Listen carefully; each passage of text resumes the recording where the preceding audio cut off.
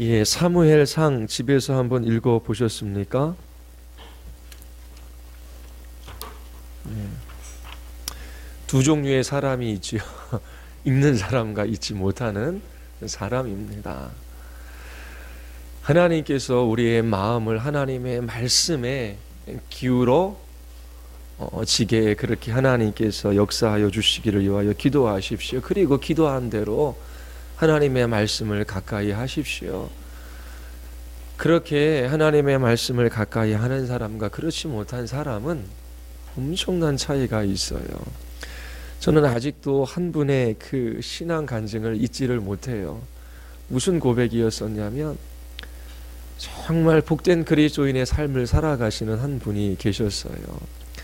특별한 것이 없어요. 그런데 하나님과 친밀한 교제를 누리고 그리고 그의 삶 속에서도 하나님이 함께 하신다라고 하는 그런 증거들이 있어요. 주위에 있는 사람들이 부러워하죠. 아니 저 사람은 어떻게 저렇게 기쁘고 복된 삶을 살아갈까? 저 사람의 입술에는 어떻게 저러한 새 찬양이 있을까? 저 사람이 저렇게 기쁘고 복된 그리스도인의 삶을 살아가는 비결이 무엇인가? 아마 궁금해했을 거예요. 그분이 하는 이야기가 무엇이냐면 목사님 저는 다른 게 한 게 없어요. 주일날 강단에서 선포되어지는 말씀 귀 기울여 듣고 또 다시 듣습니다. 그리고 그 본문 말씀을 외웁니다. 그리고 그 말씀을 일주일 동안 묵상하고 그 말씀을 따라 살아가려고 합니다. 하루도 하나님의 말씀과 상관없이 그렇게 지내는 시간이 없는 거예요. 우리가 시간이 없어서 말씀을 가까이 하지 못하는 것은 아닙니다.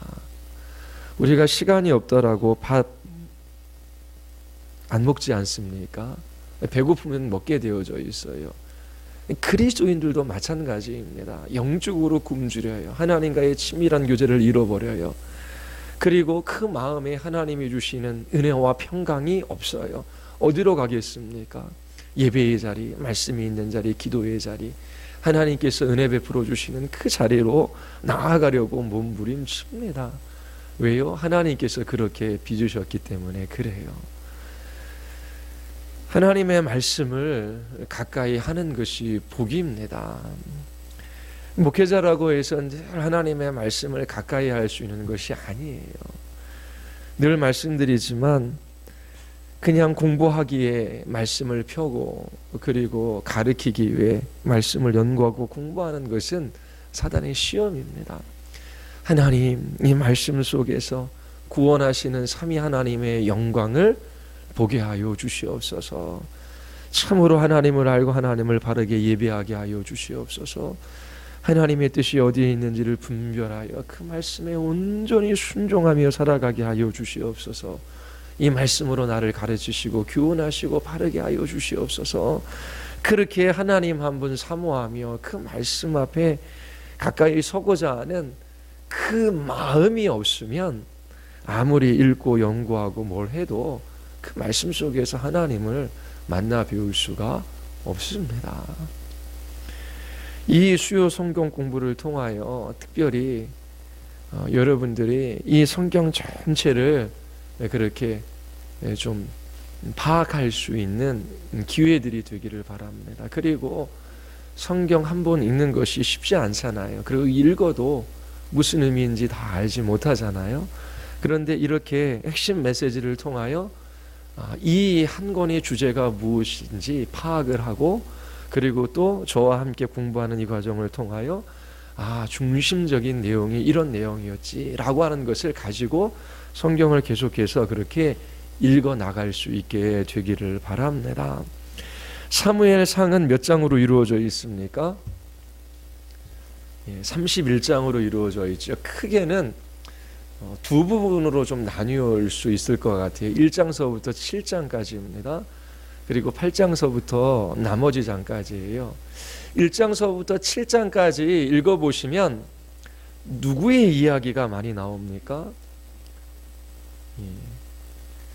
사무엘에 관한 이야기가 많이 나오는데요. 근데 특징은 1장, 2장 보십시오. 이 사무엘서는 이제 이스라엘의 왕이 세워지는 그 과정을 기록한 책입니다. 왕이 없었던 나라예요. 이제 새로운 정치 체계가 수립이 되는 것이지요.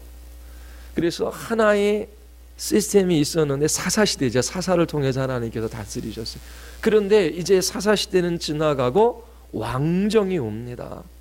새로운 나라가 세워지는 그때이지요. 보통 한 나라가 세워지면 누구 이야기를 먼저 꺼낼까요? 그 나라의 첫 왕, 첫 시조에 관한 이야기를 꺼내겠지요. 그래서 이 나라를 세운 왕은 아래에서 태어났습니다. 이제 그렇게 시작하는 겁니다. 그래서 그 왕이 얼마나 위대한지, 그 왕이 얼마나 탁월한지, 그러한 왕을 우리가 모신 것이 얼마나 영광스러운지 그것을 역사로 기록해서 가리키려고 할 거 아니에요. 그러면 이 이스라엘의 역사를 배울 때에 왕정이 선 것은 아주 놀라운 일이잖아요. 그렇죠? 이제 새로운 역사가 시작되는 그 시점에 이스라엘 백성들이 놓여져 있습니다. 그러면 그 역사 가운데 왕이 들어서는 그 과정을 기록하면서 그 왕에 관한 이야기가 먼저 나와야 되는데 그런 이야기가 없어요. 특별히 이스라엘의 왕 하면 누굽니까? 다윗이죠. 다윗 왕조가 400년 정도 이어집니다. 근데 고대 근동 지방에 이처럼 400년씩이나 왕조가 이어진 그런 나라의 예가 없어요. 거의 100년, 200년. 그러면서 새로운 왕조가 세워졌다가 또 망하고 또 다른 왕조가 세워지고 그러면서 100년, 200년이 못 되어 그렇게 새로운 왕조가 생기는 그러한 역사가 반복되어져요. 그런데 이 다윗 왕조는 400년 정도의 그러한 유례 없는 그러한 그 왕조를 이루어 갑니다. 이러한 400년 동안의 이 왕조가 이루어지는 첫 이야기를 위대한 왕의 이야기가 아니라 한 여인의 슬프고 애타는 그런 기도로 그렇게 시작을 합니다. 다윗 왕국의 처음 시작이 이상하게 시작되어지는 것이지요. 아이를 낳지 못하던 한 여인의 이야기로 이 왕조의 이야기를 이제 이끌어 갑니다. 한나라고 하는 여인이 있어요. 그 여인의 남편은 1장에 보면 누구지요? 엘가나입니다. 이 엘가나라고 하는 남편은 아내를 브릿나와 한나 둘을 두고 있었던 모양이에요. 그런데 이 브릿나에게는 자녀가 있었어요. 한나는 남편의 사랑을 받고는 있지만 자녀가 없었어요. 자녀가 없다라고 하는 것은 그 가문에 힘이 없는 거거든요. 아브라함에게도 그 아내가 있었지만 그 아내의 몸종인 하갈을 통하여 아들을 낳았지요. 그때 하갈의 위세가 커져만 갔던 겁니다. 그래서 아브라함의 아내인 사라가 그것을 못마땅했지요. 왜냐하면 자기가 정실 부인은 아니지만 자기 자신의 아들이 그 아버지를 이어 이 가업을 이끌어 갈 수 있기 때문입니다. 그래서 아무리 남편이 한나를 사랑해도 한나는 마음의 근심이 떠나지 않았던 것입니다. 그렇게 임신하지 못한 것으로 인하여 그 브릿나라고 하는 그 여인이 또 한나를 무시하고 괴롭혔던 모양입니다. 그래서 먹지도 않고 마시지도 않고 그렇게 고통 가운데 지나가지요. 하나님께 그 괴로운 마음을 가지고 간절히 기도하며 통곡합니다. 그러면서 소원합니다. 우리 11절 한번 보시겠습니다. 1장 11절에 같이 한번 읽어볼까요? 1장 11절입니다. 서원하여 이르되 만군의 여호와여 만일 주의 요종이 고통을 돌보시고 나를 기억하사 주의 요종을 잊지 아니하시고 주의 요종에게 아들을 주시면 내가 그의 평생에 그를 여호와께 드리고 삭도를 그의 머리에 대지 아니하겠나이다. 하나님께 자녀를 구하고 그 자녀를 나신이로 드리겠다라고 하는 기도이지요. 하나님께서 이 기도에 어떻게 하셨습니까? 한나가 자녀가 없는 것은 하나님의 뜻이시라고 그렇게 성경은 기록하고 있어요. 6절에 보면 여호와께서 그에게 임신하지 못하게 하셨다라고 그렇게 기록하고 있지요. 이 한나가 임신하지 못했던 것은 한 개인의 문제가 아니라 하나님의 뜻이었습니다. 이제 하나님께서 이 한나의 문제를 해결해 주십니다. 한나의 기도를 들으시지요. 소망 없는 그 고통의 날에 하나님께 소망을 두고 한나가 간절히 하나님 앞에 기도했습니다. 그때 하나님께서 한나의 기도에 응답해 주셨어요.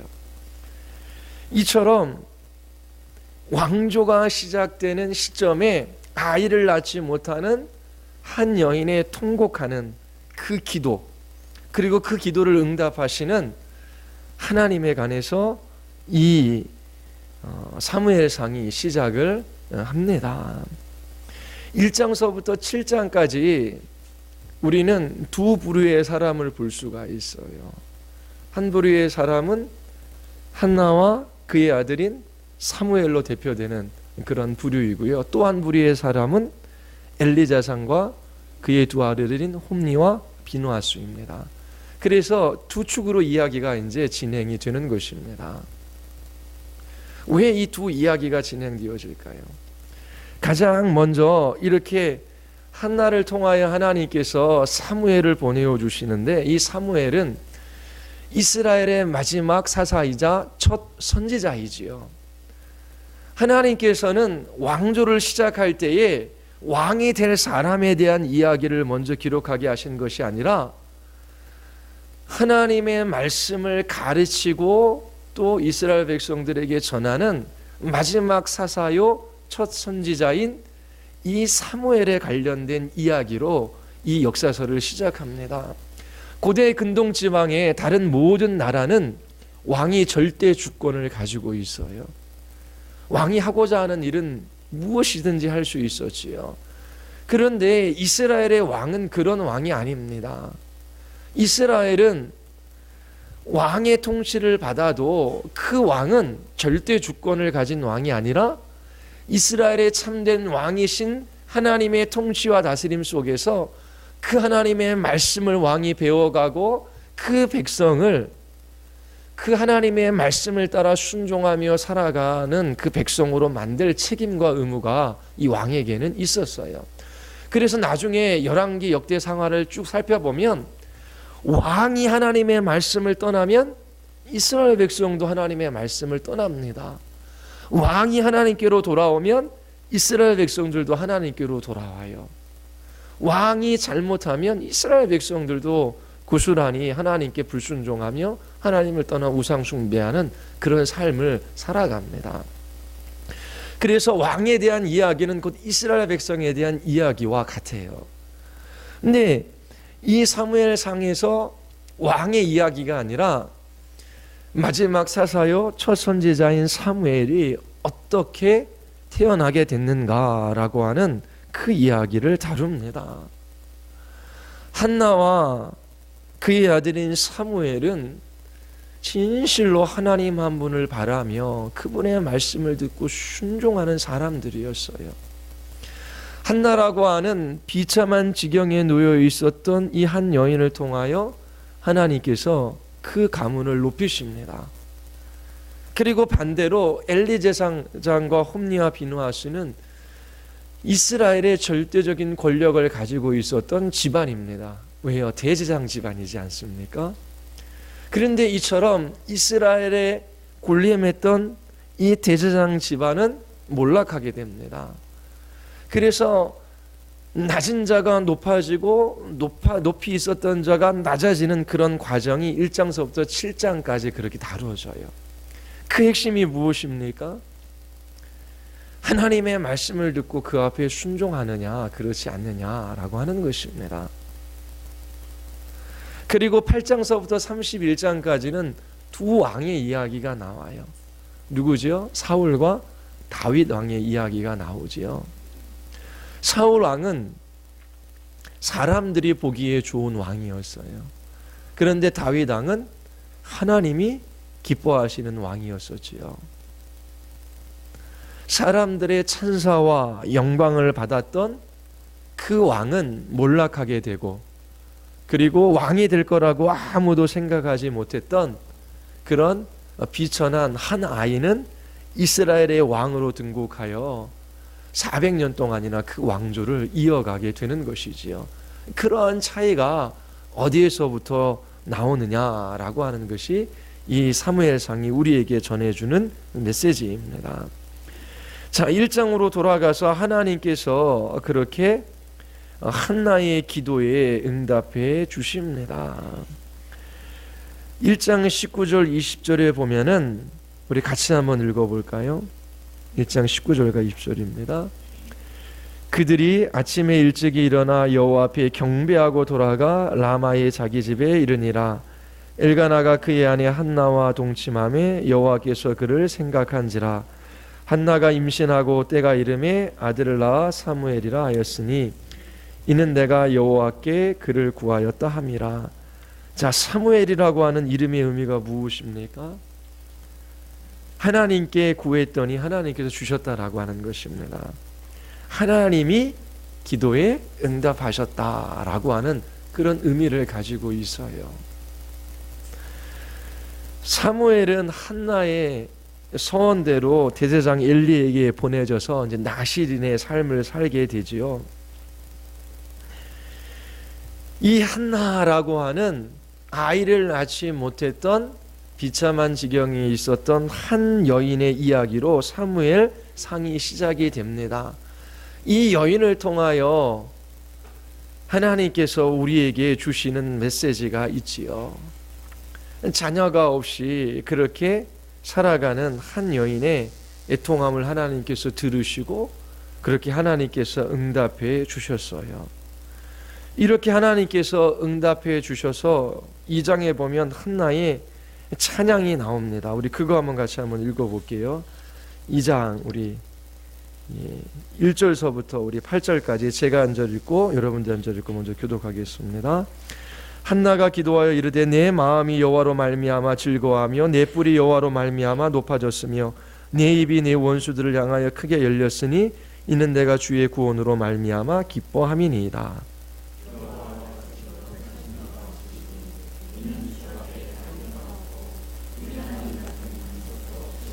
심히 교만한 말을 다시 하지 말 것이며 오만한 말을 너희 입에서 내지 말지어다. 여호와는 지식이 하나님이시라 행동을 달아 보시느니라.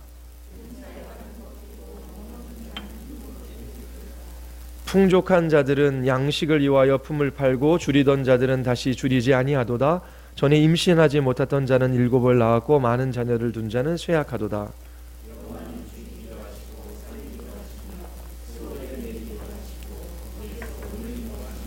여호와는 가난하게 하시고 부하게도 하시며 낮추기도 하시고 높이기도 하시는도다.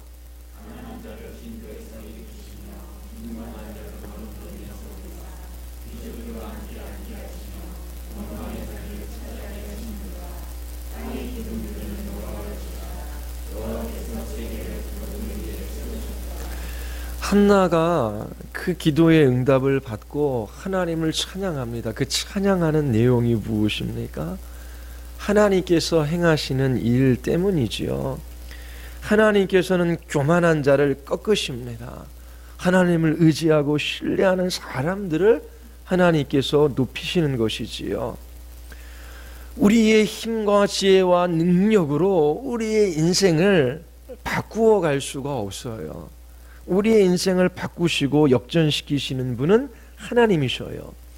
하나님은 죽이기도 하고 살리시기도 하십니다.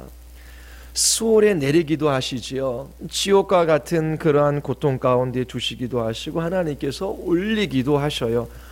가난하게 하시기도 하고 부하게도 하시고 낮추기도 하시고 높이시기도 하십니다. 가난한 자를 진토에서 일으키셔서 귀족들과 함께 앉게 하시고 영광의 자리를 차지하게 하셔요. 하나님께서 인생의 주권자여 왕이 되셔서 하나님을 의지하고 하나님께 소망을 두고 하나님을 바라는 그 사람들의 인생을 주께서 이끌어 가시는 거예요.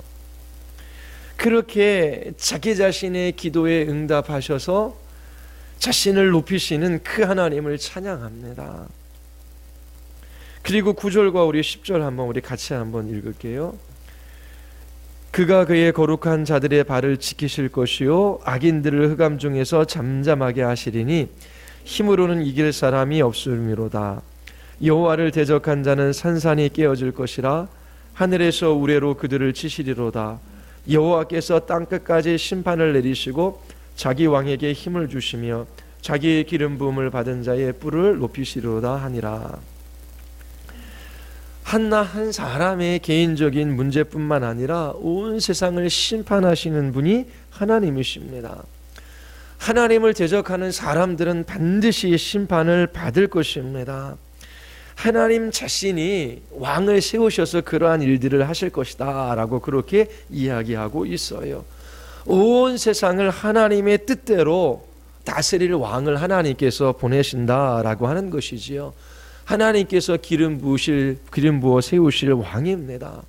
다윗이 그러한 일들을 하고 또 다윗의 예표인 다윗이 예수 그리스도의 예표로 그런 일들을 하고 또 예수 그리스도께서 왕으로 오셔서 그렇게 하나님을 대적하는 자를 심판하시고 온 세상을 하나님의 뜻대로 다스리시고 통치하십니다. 사무엘서의 전체의 주제를 나타내는 그 열쇠가 한나의 이 기도입니다. 하나님께서는 자기 자신의 인생의 주인이 자기라고 생각하고 자기 자신의 힘과 지혜로 스스로를 높이는 자를 하나님께서 낮추시고 하나님께 소망을 두고 하나님을 의지하고 하나님을 신뢰하며 순종하는 자를 하나님께서 높이시는 것이지요. 스스로 자신을 높이는 자를 낮추시고 하나님을 의지하고 신뢰하는 자를 하나님께서 높이시는 것입니다. 한 여인을 통하여 하나님께서 이스라엘 백성들에게 말씀하고 계셔요. 그들의 왕이 그들을 높이기도 하고 낮추기도 하고 그 나라를 부강하게 하기도 하고 가난하게 하기도 하는 것이 아니에요. 하나님께서만이 한 개인뿐만 아니라 한 나라도 영광스럽게 하시기도 하시고 아니면 낮추기도 하나님께서 하시는 것입니다. 한나가 하나님께 기도하며 찬양하던 그 때에 가장 큰 권력을 가지고 있었던 사람은 대제사장인 엘리와 그의 두 아들이었습니다. 홈니와 비느하스이지요. 막강한 권세를 가지고 있었어요. 그런데 홈니와 비느하스는 하나님을 경외하지 않습니다. 하나님의 말씀을 따라 그 제사장 직분을 감당하지 않아요. 하나님을 향한 의지와 신뢰가 없습니다. 하나님께서 한나와 같이 아들이 없어 통곡하는 이 비천한 여인을 하나님께서 높이시지요. 그런데 그 시대의 최고의 권력을 가지고 있었던 엘리와 홈니와 비느하스는 하나님께서 낮추십니다. 비참한 죽음을 맞이하게 됩니다. 홈니와 비느하스의 이야기는 유명한 이야기지요. 하나님께 제물을 바치기 전 그것을 갈취하고 여인들을 범합니다. 사사기 17장에 나타났던 종교적인 타락상을 고스란히 드러내는 사람들이지요. 타락한 집안이 제사장 집안입니다. 완전히 부패했습니다. 엘리 제사장은 그 정도까지는 아니었던 것 같아요. 그런데 성경을 읽어보면 홈니와 비느하스의 그 죄에 관하여 문책하거나 그들의 잘못을 그렇게 고치려고 하지 않습니다. 블레셋과의 전쟁에 나가서 두 아들이 죽습니다. 그리고 법궤를 앞세웠지요. 법궤도 빼앗기게 됩니다. 그 이야기를 듣고 엘리는 의자에 떨어져서 목이 부러져 죽습니다. 그렇게 제사장 가문은 몰락하게 됩니다. 그리고 3장을 한번 보십시오. 3장 우리 이제 사무엘의 이야기가 나옵니다. 우리 3장 1절서부터 우리 3절까지 우리 같이 한번 읽을까요? 아이 사무엘이 엘리 앞에서 여호와를 섬길 때에는 여호와의 말씀이 희귀하여 이상이 흔히 보이지 않았더라. 엘리의 눈이 점점 어두워가서 잘 보지 못하는 그때에 그가 자기 처소에 누웠고 하나님의 등불은 아직 꺼지지 아니하였으며 사무엘은 하나님의 궤 있는 여호와의 전에 누웠더니. 자, 도덕적으로 또 종교적으로 이 부패한 시대의 특징이 무엇입니까? 여호와의 말씀이 희귀하였다라고 하는 것입니다. 엘리가 제사장으로 있었던 그 시대에 하나님의 말씀이 들리지 않은 거예요. 타락한 세상의 특징입니다. 개인도 마찬가지고 공동체도 마찬가지예요. 타락하고 부패한 삶을 살아가는 그 중심에는 하나님의 말씀을 떠나가는 일이 있어요. 하나님의 말씀을 들으려고 하지 않아요. 하나님의 말씀이 더 이상 들리지 않습니다. 그렇게 하나님을 떠나간 그 시대, 하나님의 말씀에 귀를 기울이지 않고 그 말씀을 들을 수 없었던 그 시대에 하나님의 말씀이 들리기 시작해요. 3장 19절서부터 21절까지 우리 같이 한번 읽어보겠습니다. 사무엘이 자라매 여호와께서 그와 함께 계셔서 그의 말이 하나도 땅에 떨어지지 않게 하시니 단에서부터 브에셀바까지 온 이스라엘이 사무엘은 여호와의 선지자로 세우심을 입은 줄을 알았더라. 여호와께서 실로에서 다시 나타나시되 여호와께서 실로에서 여호와의 말씀으로 사무엘에게 자기를 나타내시니라. 자, 하나님께서 어떻게 찾아오십니까? 말씀으로 하나님께서 찾아오시지요. 사무엘은 말씀으로 찾아오시는 그 하나님, 그 하나님과 하나님의 관한 그 말씀들을 이스라엘 백성들에게 전하기 시작해요. 그렇게 하나님의 말씀이 이스라엘 백성 중에 선포되어지자 그 말씀이 있었던 그 시대에는 이스라엘이 은혜와 평강을 누리게 됩니다. 우리 7장으로 넘어가서 우리 7장 15절서부터 17절까지 한번 보십시오. 7장 15절에서 17절까지 우리 같이 한번 읽겠습니다. 사무엘이 사는 날 동안에 이스라엘을 다스렸을 때 해마다 베델과 길갈과 미스바로 순회하여 그 모든 곳에서 이스라엘을 다스렸고 라마로 돌아왔으니 이는 거기에 자기 집이 있음이라. 거기서도 이스라엘을 다스렸으며 또 거기에 여호와를 위하여 제단을 쌓았더라. 사무엘이 어떻게 이스라엘을 다스렸겠습니까? 말씀으로 그에게 찾아오신 하나님, 그 하나님과 그분의 말씀으로 이스라엘 백성들을 다스렸던 거예요. 그렇게 하나님의 말씀이 이스라엘 백성들에게 다시 들려지자 그들 가운데 평안이 찾아왔습니다. 안정된 시대가 다시 열린 것이지요. 하나님께서 비천한 여인이었던 한나를 사용하셔서 이러한 놀라운 일을 행하신 것입니다. 7장까지는 두 사람이 비교가 됩니다. 가장 권세가 있었던 제사장 가문인 홈니와 비느하스, 그리고 가장 비참한 여인인 한나의 아들, 그 두 사람의 이야기가 비교되며 7장까지 나옵니다. 하나님께서 한쪽은 낮추시고 한쪽은 높이셨습니다. 홈니와 비느하스는 하나님의 음성 듣기를 원하지도 않았고 그 말씀을 따라 순종하며 살아가지도 않았어요. 사무엘은 하나님의 음성을 들었지요. 그 말씀을 따라 순종하며 그 말씀을 가지고 이스라엘을 다스렸습니다. 이처럼 하나님의 말씀과 관련하여 두 부류의 사람의 이야기가 7장까지 나오고요. 8장서부터 이제 왕의 이야기가 시작이 됩니다.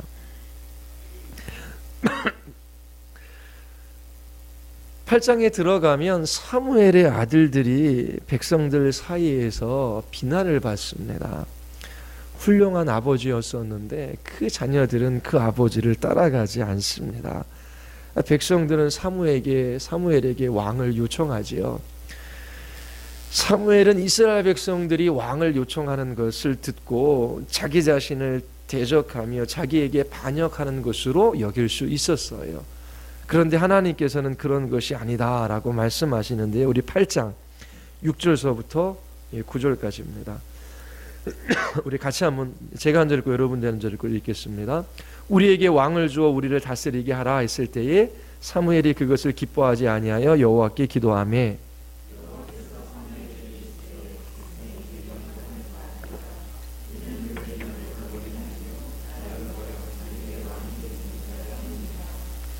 내가 그들을 애굽에서 인도하여 낸 날부터 오늘까지 그들이 모든 행사로 나를 버리고 다른 신들을 섬김같이 내게도 그리하는도다.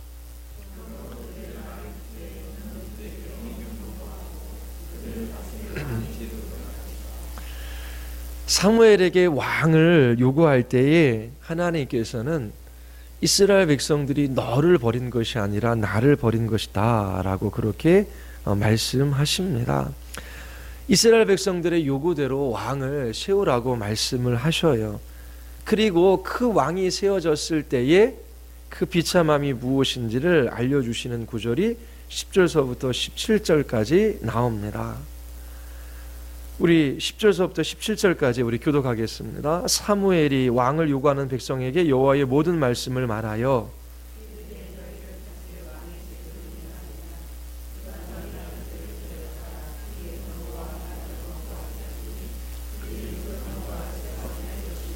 그가 또 너희 아들들을 천부장과 오십부장을 삼을 것이며 자기 밭을 갈게 하고 자기 추수를 하게 할 것이며 자기 무기와 병거의 장비도 만들게 할 것이며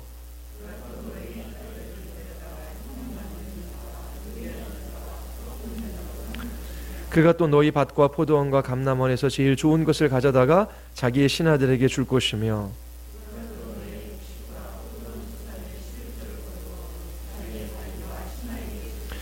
그가 또 너희의 노비와 가장 아름다운 소년과 나귀들을 끌어다가 자기 일을 시킬 것이며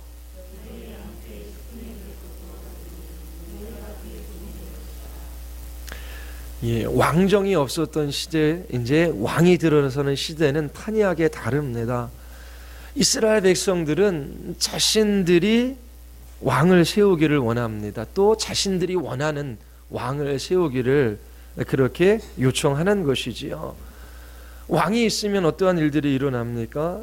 군사도 있어야 돼요. 그리고 신하도 필요합니다. 또 그 왕국을 이끌어가야 할 많은 자금도 필요해요. 그러면 세금을 걷어들일 수밖에 없는 거거든요.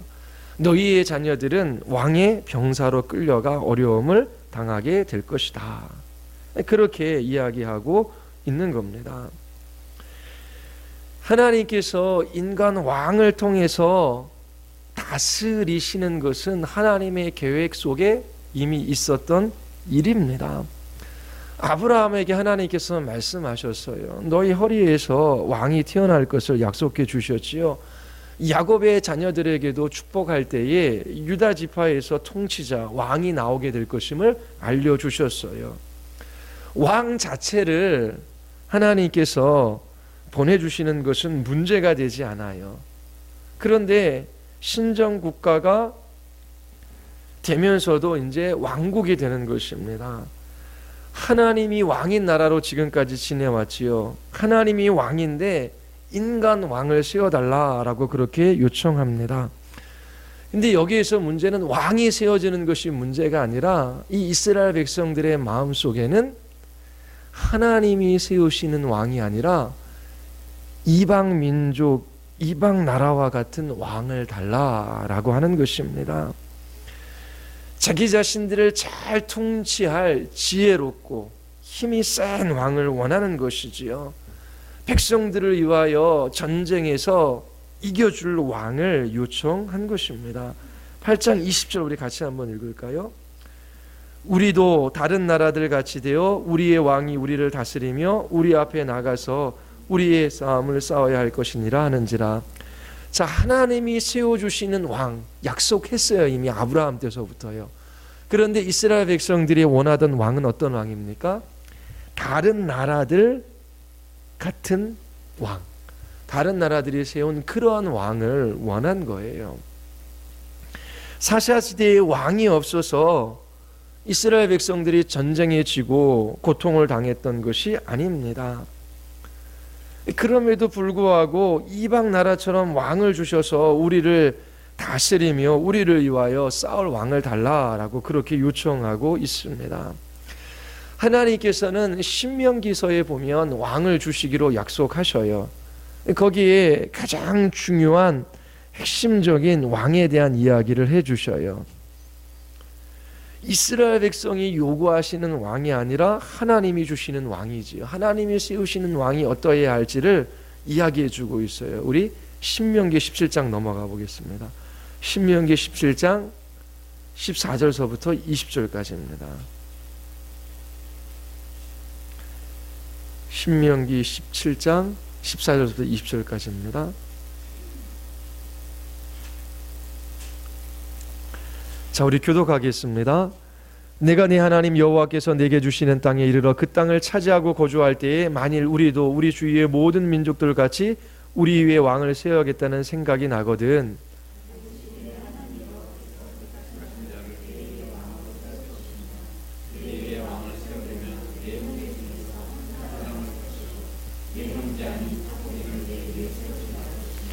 예, 이스라엘 백성들이 요구하는 그런 이방 나라와 같은 왕이 아니라 하나님께서 택하신 왕을 세워라 라고 하는 것입니다. 16절 그는 병마를 많이 두지 말 것이요 병마를 많이 얻으려고 그 백성을 애굽으로 돌아가게 하지 말 것이니 이는 여호와께서 너희에게 이르기를 너희가 이후에는 그 길로 다시 돌아가지 말 것이라 하셨음이며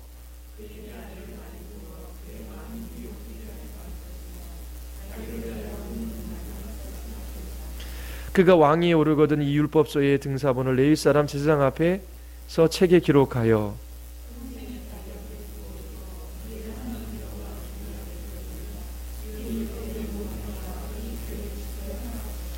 그리하면 그의 마음이 그의 형제 위에 교만하지 아니하고 이 명령에서 떠나 좌로나 우로나 치우치지 아니하리니 이스라엘 중에서 그와 그의 자손이 왕위에 있는 날이 장구하리라. 이방 사람들이 세우는 왕과 하나님이 택하서 이스라엘의 왕으로 세우는 그 왕은 달라요. 본질적으로 다릅니다. 하나님께서 이스라엘의 왕을 주고자 하시는 계획을 아브라함 때부터 가지고 계셨어요. 그런데 이스라엘의 왕은 이방 나라의 왕과 같지 않아요. 말을 많이 두지 말라라고 하는 것입니다. 군사력을 의지하는 왕이 되지 말라라고 하는 것이지요. 보통 이방 나라의 왕은 어떻게 해요? 마병을 많이 둡니다. 많은 군사를 거느리죠. 뿐만 아니라 많은 아내를 맞이해요. 많은 아내를 맞이하는 이유가 무엇입니까? 자기 후사를 많이 둬서 그 왕조를 굳건하게 하기 위함입니다. 그리고 무슨 특징이 있습니까? 금은보화, 재산을 많이 소유하지요. 그런데 하나님께서는 내가 세울 이스라엘 왕은 군사도 아내도 금은보화도 갖지 말라라고 말씀하십니다. 이방 나라의 왕과는 틀린 왕이에요. 그리고 하나님께서 세우신 왕은 어떤 왕이에요? 율법책을 두고 부지런히 읽고 지켜야 한다라고 말씀하셔요. 왕의 역할이 뭐냐면 자기가 앞장서서 율법을 읽고 그 율법을 따라 살아가고 그 백성이 하나님의 말씀을 따라 살아갈 수 있도록 그렇게 이끌어가는 그 역할이지요. 이스라엘의 왕은 절대 주권을 가지고 있지 않아요. 하나님의 종입니다. 자신도 하나님의 율법을 잘 지키고 백성들도 그 말씀을 따라 살아가게 하는 것이 왕의 역할입니다. 그런데 이스라엘의 장로들은 그런 왕을 구하는 것이 아니었어요. 정반대로 하나님께서 하지 말라라고 하는 그런 왕을 세우기를 원하는 거예요. 이방 국가에 있는 그런 왕을 세우는 것이지요. 하나님에 대한 반항입니다. 이스라엘이 전쟁을 할 때에 언제 자기 자신의 군사력으로 전쟁에서 승리한 적이 있었습니까? 광야에서 40년 동안 있다가 가나안 땅에 들어갔어요. 여리고성 전투는 앞으로 일어날 모든 전투의 표본이지요. 하나님의 말씀을 따라 그들이 순종할 때의 전쟁에서 이길 수 있었습니다. 이스라엘의 전쟁은 군사력으로 되는 것이 아니에요. 하나님께서 그 전쟁에서 앞장서서 그들을 이기게 하시는 것이지요. 이스라엘 백성이 죄를 지었을 때는 전쟁에 패할 수밖에 없었어요. 하나님의 말씀에 불순종하며 살아가는 그들은 싸움에서 질 수밖에 없었던 것입니다. 그래서 여리고성 전투와 아이성 전투가 가나안 땅에 들어가서 우리에게 알려주는 대표적인 두 전투이지요. 하나님이 이스라엘의 왕이십니다. 하나님께서 이스라엘을 다스리십니다. 전쟁에서도 하나님께서 이기게 하시는 거예요. 그런데 이 이스라엘의 장로들은 힘센 왕을 달라라고 하는 것입니다. 다른 나라 보니까 군사력도 있고 아내도 많이 얻어서 그 왕조를 이어갈 왕자들도 많이 태어나고 금은보화를 많이 가지고 그 나라를 잘 다스리는 것 같아요. 그래서 하나님께서는 이 이스라엘이 원하는 것처럼 사람이 기뻐하는 왕, 바로 힘센 왕 사울을 하나님께서 먼저 주셨던 것이지요. 하나님이 원하는 왕이 아닙니다. 이스라엘이 원하는 왕이에요.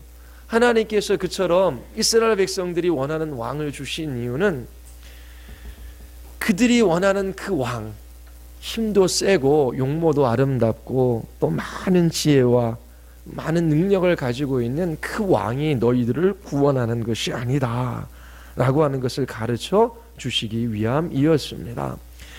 이렇게 그들이 원하는 왕의 특징이 무엇이었었냐면 13장 13절 한번 보십시오. 13장 13절 같이 한번 읽어볼까요? 13장 13절 다 같이 사무엘이 사울에게 이르되 왕이 망령되이 행하였도다. 왕이 왕의 하나님 여호와께서 왕에게 내리신 명령을 지키지 아니하였도다. 그리하였더라면 여호와께서 이스라엘 위에 왕의 나라를 영원히 세우셨을 것이거늘.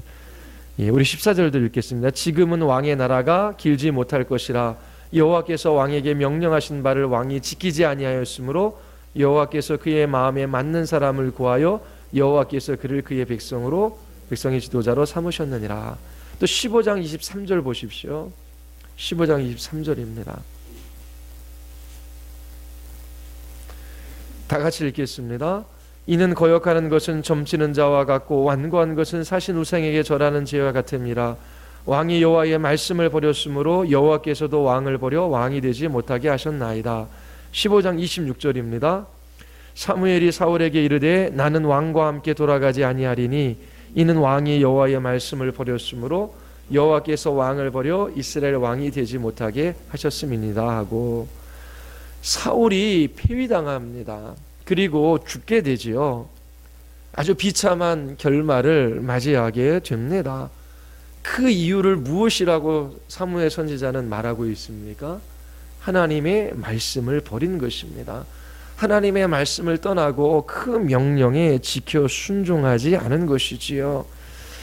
하나님께서 인간의 눈에 보이기에 좋은 왕을 세워주셨지만 그로 인하여 이스라엘이 복된 나라를 이루는 것이 아닙니다. 그 왕을 폐위시키고 하나님께서 다른 왕을 세우십니다. 16장 7절 우리 같이 한번 읽겠습니다. 다 같이 시작. 그의 용모와 키를 보지 말라. 내가 이미 그를 버렸노라. 내가 보는 것은 사람과 같이 아니하니 사람은 애모를 보이거니와 나 여호와는 중심을 보느니라 하시니라. 어떤 사람을 하나님께서 왕으로 세우십니까? 사람들 눈에 보이기에 좋아 보이는 왕이 아니죠. 능력도 실력도 외모도 학력도 모든 것을 다 갖춘 사람을 하나님께서 지도자의 자리에 세우는 것이 아닙니다. 하나님이 세우신 지도자는 그 마음의 중심을 보시고 세우시는데 철저히 하나님의 주권을 인정하며 그분의 말씀에 순종하며 살아가는 한 사람을 왕으로 세우셔요. 이새에게는 아들이 8명이나 있었지요. 사무엘도 하나님의 말씀을 듣고 또 그 말씀을 따라 이스라엘을 다스렸던 마지막 사사이고 첫 선지자임에도 불구하고 왕을 세우려고 할 때에 누가 왕이 되어야 될지를 잘 분별하지 못해요. 그런데 하나님께서 다윗을 왕으로 세우라고 말씀하십니다. 다윗이 왕으로 기름 부음을 받은 후 첫 번째 사건이 일어나는데 그것은 이제 골리앗과의 싸움입니다. 하나님께서 이 골리앗과의 싸움에서 이기게 하시지요. 다윗이 물맷돌을 던지는 기술을 잘 연마해서 골리앗 장군을 죽였던 것이 아닙니다. 비록 어리고 미숙한 소년에 불과했지만 하나님께서 그와 함께 하셨기에 2m 90이나 되는 이 장정 골리앗을 죽일 수가 있었던 것이지요. 이렇게 기름 부음을 받고 나서 첫 번째 이야기가 골리앗과의 싸움입니다. 그 싸움을 통해서 이스라엘 백성들에게 하나님께서 들려주고 싶으신 이야기가 있는 것이지요. 사람의 지혜와 힘과 능력으로 되는 것이 아니다라고 하는 것입니다. 하나님을 가까이 하며 그 하나님의 말씀을 듣고 순종하며 살아가는 그 사람을 통하여 하나님께서 일하신다라고 하는 거예요. 다윗이 기름 부음을 받았지만 왕이 될 때까지 또 하나님께서 다윗을 다루어 가셔요. 근데 다음 주에 할 겁니다. 사무엘 이어가면서요. 다윗이 완전한 인간은 아니지요. 하나님께서 그를 빚어가시는 이야기가 이제 나옵니다. 그럼에도 불구하고 이 다윗의 중심에는 하나님의 말씀에 순종하고자 하는 그 기꺼운 마음들이 있었어요. 사울을 죽이고자 하는 두 번의 기회가 있었지만 죽이지 않아요. 왜요? 하나님께서 기뻐하시는 일이 아니기 때문에, 하나님께서 기름 부어 세우신 왕이기 때문에 죽일 수 있었지만 죽이지 않아요. 도망 다니지만 불평하지 않습니다. 하나님을 원망하지 안 해요. 그리고 이렇게 왕으로 등극하기 전까지 많은 시련, 고난, 고통, 그리고 어려움들을 당하는데 그 과정 속에서 이 다윗을 하나님께서 어떻게 왕으로 빚어가시는지를, 어떻게 하나님을 경험하게 하시는지 이 시편에 많이 기록되어져 있어요. 하나님께서 이처럼 그 마음의 중심에 하나님이 하나님 되심을 인정하며 그분의 말씀 앞에 순종하고자 하는 한 소년 다윗의 기름 부으셔서 이스라엘의 왕으로 빚어 가시는 것입니다. 이 왕은 예수 그리스도를 예표하는 왕이지요. 여러분들 이 책 이제 마치겠습니다. 이 책 읽어보셨지요? 여기에서 지도자에 관한 이야기가 나옵니다. 자, 교회에도 두 종류의 지도자가 있어요. 사울과 같은 지도자가 있고 다윗과 같은 지도자가 있어요. 한 나라에도 마찬가지지요. 여러분, 가정의 지도자가 누굽니까? 부모이지요. 부모도 두 부류의 사람들이 있습니다. 다윗과 같은 사람이 있고 사울과 같은 그런 부모가 있습니다. 직장에서도 마찬가지예요. 사울과 같은 사람이 있어요. 사람들 눈에 보이기에는 뛰어난 사람들입니다. 그러나 다윗과 같은 사람도 있습니다. 여러분들 그 핵심 메시지 한번 보십시오. 보면은, 자, 첫 번째가 이제 사무엘 같은 지도자. 그 지도자의 특징이 뭐예요? 말씀의 사람 사무엘. 그렇죠? 말씀에 순종했던 사람이죠. 그러면서 이제 권면해 주는 말씀이 있어요. 406페이지 보십시오. 406페이지. 사무엘 두 번째 단락 보시면요. 위에서 세 번째 줄. 사무엘은 우리에게 정말 훌륭한 본보기입니다. 하나님의 말씀을 공부하고 하나님의 말씀을 통해 기도하고 하나님의 말씀에 순종하십시오. 이보다 더 나은 훌륭한 인생이 있을 수 있을까요? 그러면서 주일 교회에서 선포된 설교 말씀 읽고 묵상해야 하라고 하는 그런 권면이 나와요. 그리고 하나님의 뜻이 무엇인지를 알려달라고 기도하라라고 하는 그런 권면이 나오지요. 그리고 407페이지 밑에서 세 번째 줄. 사무엘처럼 우리도 하나님의 말씀을 듣고 하나님의 말씀을 따라 기도하고 하나님의 말씀에 순종하고 하나님의 말씀을 다른 사람에게 말해주는 삶을 살아야 합니다. 다른 것에 관해서 이야기하지 않아요. 정말 하나님의 말씀을 가까이 하는 그 사람이 교회에서도 가정에서도 바른 지도자가 될 수 있는 것입니다. 그리고 사울에 관한 이야기가 나오죠. 사울의 특징이 무엇입니까? 감동을 주는 사람. 자기 신뢰가 삶의 특징이라고 합니다. 자기 자신을 의지하는 사람이죠. 그리고 다른 사람에게 감동을 줄 수 있는 사람입니다. 왜요?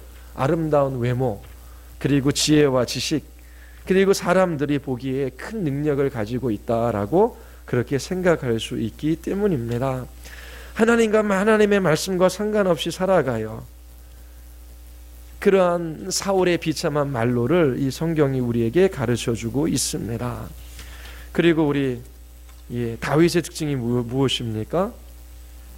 감동을 받는 사람. 누구에게? 하나님께 감동을 받는 사람. 그리고 우리 419페이지 한번 보십시오.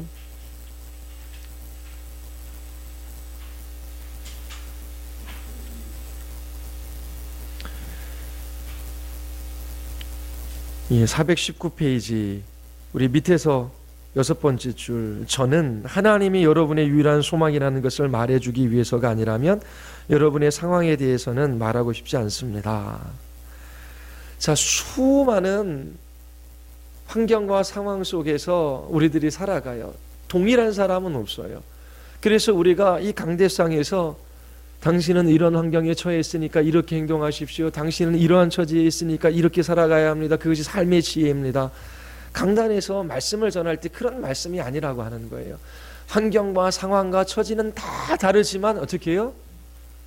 중요한 게 뭐라고요? 하나님께 소망을 두며 살아가는 것이다 라고 그렇게 지금 이야기하고 있습니다. 그리고 421페이지의 맨 위에 보십시오. 여러분의 마음은 어디에 초점이 있습니까?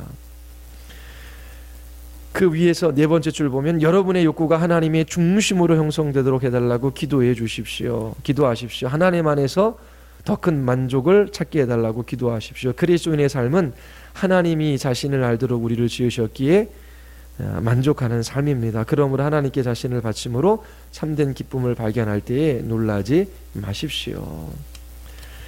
자, 가장 중요한 것, 여러분들의 인생에 주권자가 계시다라고 하는 것입니다. 하나님이 나의 왕이십니다. 나는 하나님의 말씀을 듣고 하나님의 말씀 앞에 순종하며 살아가기를 원합니다. 그런데 그처럼 하나님이 누구이시며 그 말씀이 어떠한지를 깨닫고 그 말씀을 따라 교회의 가정, 직장에서 그렇게 순종하며 살아가는 사람은 많지 않아요. 말씀을 잘 모르기 때문에 그래요. 그래서 혼재되어져 있어요. 하나님을 섬긴다라고 하지만 하나님을 섬기는 것이 아니에요. 예수님께서 오셨을 때에 바리새인들과 같이요, 자신들은 하나님의 뜻을 따라 하나님을 섬기는 최고의 삶을 살아가고 있다고 자부하지만 예수님께서는 외식하는 사람들이라고 말합니다. 가정에서도 마찬가지입니다. 직장에서도 마찬가지이지요. 그리스도인들은 자기 자신의 힘과 지혜와 능력으로 살아가는 사람들이 아닙니다. 하나님이 어떠한 분이신지를 알고 그분에게 붙들린 바 되어 그분만 의지하며 살아가는 그러한 사람들 가운데 하나님께서 역사하셔서 하나님께서 그러한 사람들을 높이시는 것이지요. 그리고 아무리 이 세상에서 탁월한 사람일지라도 하나님과 상관없는 사람들은 하나님께서 낮추시는 것입니다. 가난하게도 하시고 부하게도 하시고 또 낮추기도 하시고 높이시도 하시는 하나님이십니다. 하나님이 여러분들의 인생의 주권자이지요. 하나님 내일을 날 몰라요. 1년 후도 몰라요. 그러나 하나님, 오늘 제가 하나님 말씀 듣고 그 말씀을 따라 하나님 저의 인격을 성령께서 붙들어 주셔서 그렇게 하나님 앞에 순종하며 살아가기를 원합니다. 그렇게 매일매일 기도하며 그 말씀 앞에 살아가는 그 인생이 복되고 하나님께서 그를 붙드셔서 그를 통하여 하나님의 일들을 이루어 가시는 것입니다. 여러분들이 이처럼 다윗과 같은 그런 말씀의 사람, 사무엘과 같은 말씀과 기도의 사람들이 되시기를 바랍니다. 우리 같이 한번 기도하시겠습니다.